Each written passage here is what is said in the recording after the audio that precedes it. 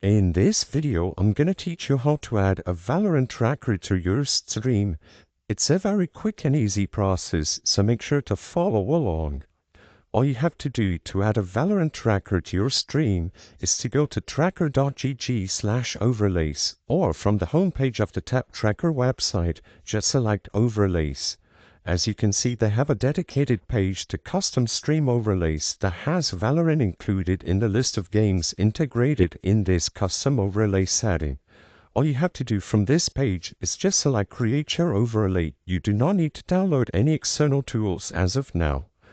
Within the Overlays tab, after selecting Create Your Overlay, select Valorant at the right side of the screen, and as you can see, you need to authenticate your account, which means that you have to search for your profile before proceeding. As you can see, after you select a profile, it's going to give you a preview of how it's going to look like. You have 4 options from the variant: competitive, flexible, edge, and then center. These are mostly visual, and you can choose whichever one you would like. Competitive overlay is good because it highlights your current rank, win rate, and kill death ratio.